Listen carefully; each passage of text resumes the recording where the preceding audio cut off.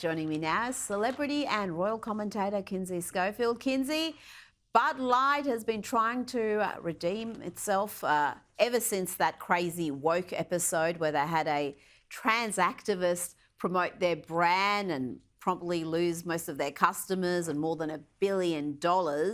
Here is their new ad featuring comic Shane Gillis. It is a passion. What? Oh, where'd you get a snake? We are all lost, Yeah, I'm lost. I'm 100% lost here. but we are on the edge. Hey, all right. This is pocket full of sand? That's, yeah. Hey, I think I'm in the wrong commercial.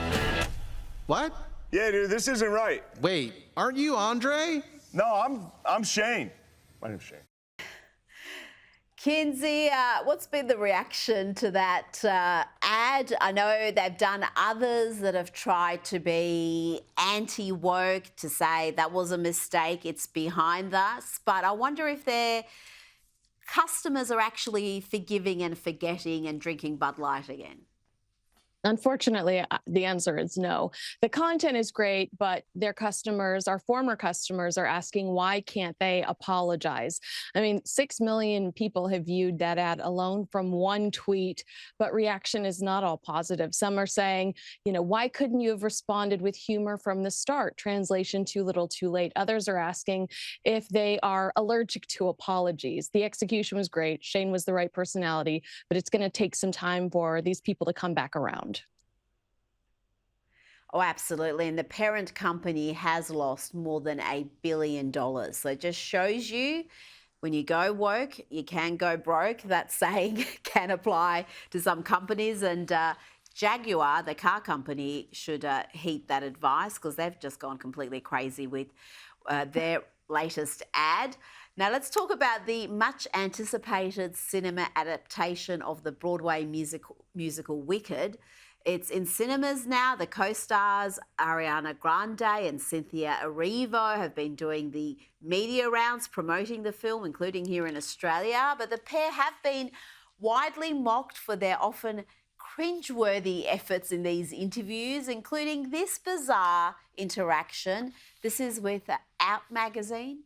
I've seen this week people are taking the lyrics of Defying Gravity and really holding space with that and feeling power in that. I didn't know that was happening. I've seen it, yeah. That's really powerful. Mm-hmm. That's what I wanted. Mm-hmm. I didn't know that was happening. I've seen it on a couple posts. I don't know how widespread, but I am in queer media, so that's my, That's really cool. Yeah, she's seen a couple of them. What can you tell me about this project? I've got to be honest, I know absolutely nothing about Wicked. I have zero interest, but tell me against my will. Inform me, Kinsey, about this project, why some people are obsessed with it, and about this interviews, because it's not the only one. I've seen other ones where they're both crying along with the interviewer. Have you seen the way they hold fingers too? They don't hold hands. They hold fingers with like index fingers. It is so weird. Yeah, I mean, a lot of people are passionate about Wicked. I think that that's great. And this movie was made for those people that are passionate about Wicked. But Cynthia Erivo has ruined the experience for some of them. I hate when people take themselves too seriously. And that's the definition of Cynthia throughout this promotion of the film. My favorite comment under that video was, "Am I on ketamine? What's going on?" And another one said, "The interviewer sounds like Kamala." And how accurate is that description? Am I on ketamine? Yeah, that's not the response you want from a heartfelt moment, which I think they thought that was. Meghan and Harry, we can't get enough of them. The Sussexes have released the trailer for their latest Netflix documentary. It's about polo, but the trailer has already been torn to shreds with former friends of Prince Harry, who actually played the game, saying that this is just appalling. They were left in appalled hysterics by the trailer. They called it hilarious, but not in a good way. And they labelled it tacky and cringy. Let's have a look at some of that trailer. The adrenaline that goes through your body, it's addicting.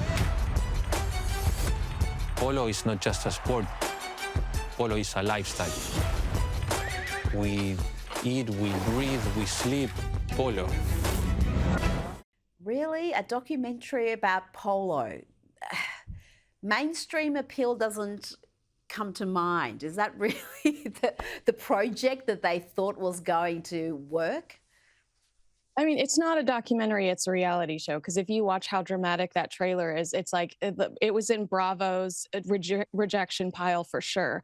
But you can't ignore the hypocrisy of Prince Harry and Meghan Markle telling us that we need to be more conscious of, the environment, and we need to watch how we travel through Travelist. And then you have a man in your trailer saying he flies to Argentina or wherever 2 times a week to play polo.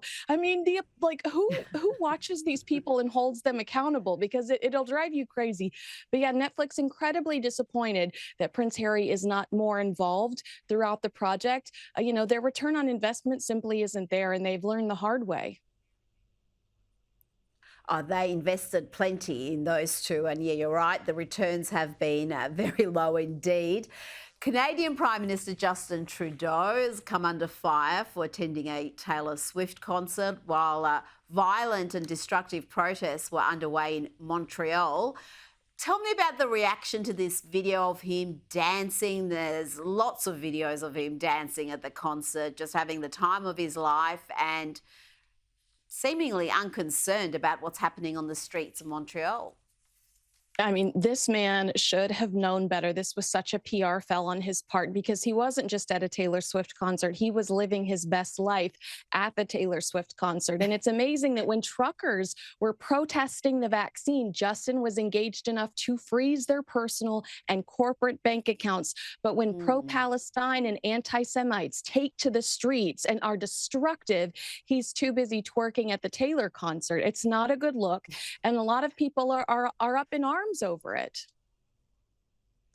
Trudeau twerking, the words I don't want to hear ever again in the same sentence, Kinsey.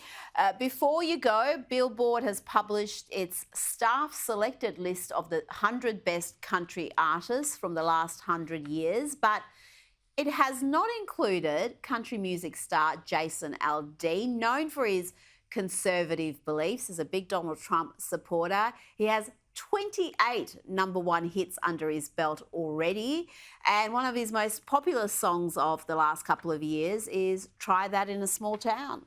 We'll try that in a small town. See how far you make it down the road.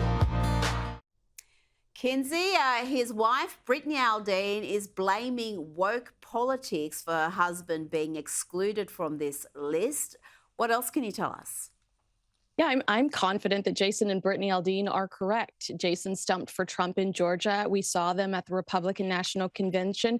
Journalists are typically pretty liberal and intolerant, so I do imagine that this was a political and personal exclusion. Number 99 was Maren Morris, and if you are familiar with Jason Aldean and Brittany Aldean, you'll know that they do not get along because of their conservative values. And I mean, she's a terror. She said she was no longer going to be a country musician. So the fact that she's included, no longer going to be one because of the conservative values. So the fact that she's included is kind of a slap in the face to the Aldeans. Absolutely. Kinsey Schofield, thanks for your time tonight.